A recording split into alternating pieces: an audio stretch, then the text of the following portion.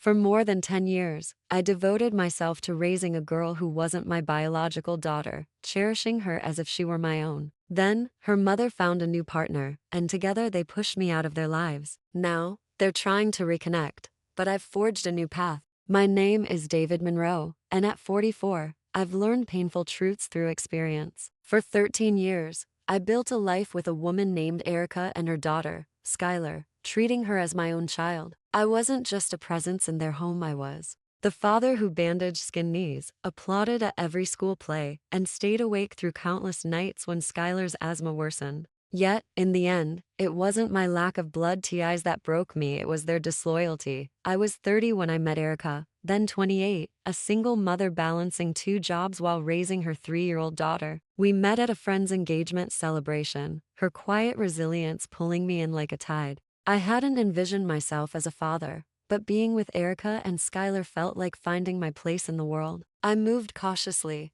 earning their confidence. Erica had been wounded before Skylar's biological father disappeared the moment he learned of her pregnancy, never to be seen again. By the time Skylar was 5, she called me dad. By age 10, I was the one driving her to soccer practices, attending father-daughter events, and reading her bedtime stories. When Skylar was 11, I asked Erica to marry me. Her tearful acceptance felt like a vow, but we never set a date. Finances were strained, then her mother's illness struck, and later Skylar's high school demands took precedence. I didn't press. We were a family, or so I thought. I poured everything into them. With my savings, I supported Erica as she went back to school and started her interior design company. I never complained. Her achievements filled me with pride. I paid for Skylar's private school tuition, her braces, and her summer art programs. When she chose a liberal arts college costing $25,000 annually, I co-signed her loans and covered the rest. But somewhere along the way, fractures appeared. Erica grew distant, her affection turning cold. She hid her phone and shied away from my touch. I attributed it to stress, but deep down, I sensed the truth. Skylar, once eager to embrace me after school, began treating me like an outsider or worse, an annoyance. She stopped calling me dad, using my first name instead. I'll never forget the pain of her words. You're not my real dad, David. Why does it matter what I do? It felt like a dagger to my heart. When I brought it up with Erica, she dismissed it. She's just a teenager, she said. Don't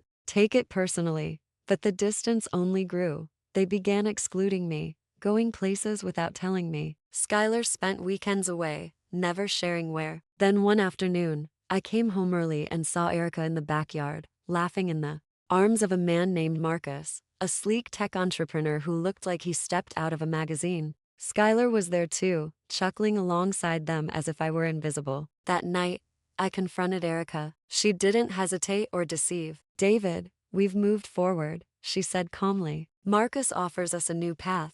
A new path? I'd built their present every vacation, every bill, every therapy session for Skylar's panic attacks. I'd funded it all. When I asked what happened to our bond, her response was frigid. There is no bond. You're not Skylar's father, and we're not married. You'll manage. They left without a hint of remorse, no farewell, no appreciation. The house turned into an empty husk, 13 years of memories, photos, birthdays, joy erased in moments. Erica drained our shared account. Skylar blocked me on every platform. I didn't just lose them. I lost my sense of self. I fell apart. I left my job, lived in quiet despair, surrounded by the echoes of a life I'd cherished. I had no legal connection to Skylar, no claim to the home I'd let Erica design, no marriage to fight for. But then, I did what broken people sometimes overlook.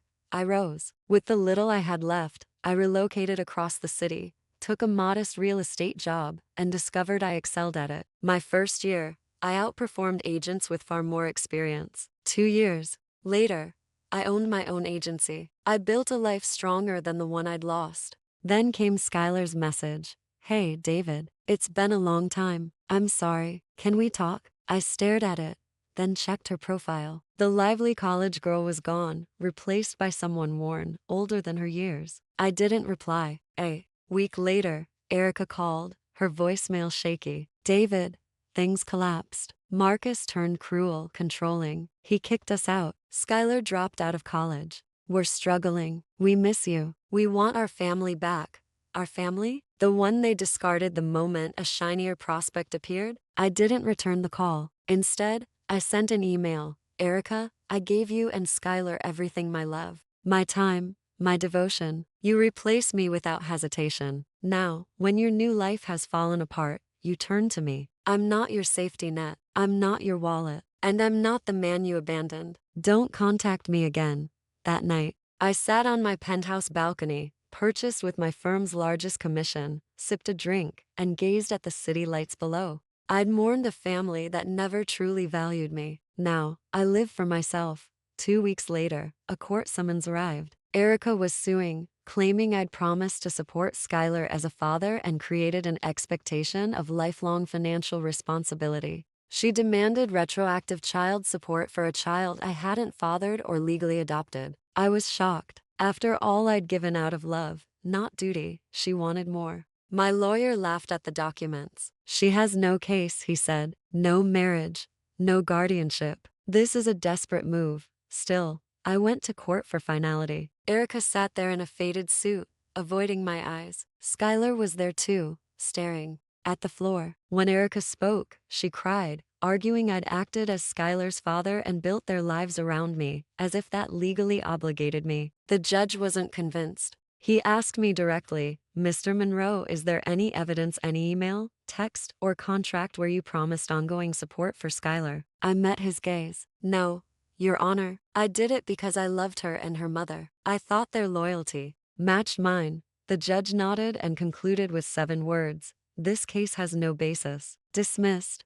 Outside the courtroom, I took my chance. To Skylar, I said, I was at every performance, every meeting, every hospital visit. I held you through heartaches and panic attacks. Yet you said I wasn't your real dad. You may forget what I gave, but I'll never forget how you discarded it. Her lip trembled, but she said nothing. To Erica, I said, you taught me people's true colors. You left for a wealthier man, and now that he's gone and the money's run dry, you're back, expecting handouts. You don't miss me, you miss what I provided. Security, stability, love. You've forfeited your right to it. She tried to respond, but I stopped her. You can't rewrite history. I walked away, drove off, and never looked back. Months later, I saw Skylar at an open house I was hosting. She didn't know I was the broker. She arrived with a young man, her boyfriend, both murmuring about budgets and credit scores. When she saw me, her face drained of color. I smiled professionally. Searching for something affordable? She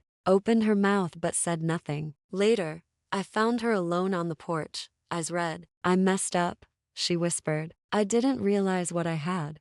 I knelt beside her. You were young, but you made a choice. Now you live with it. She asked, can we stay in touch? I stood. You had a father. You buried him when you walked away. I left her there. Some stories don't get second chances. Some bridges remain burned, and some people only see love's worth after they've destroyed it. For them, it's always too late.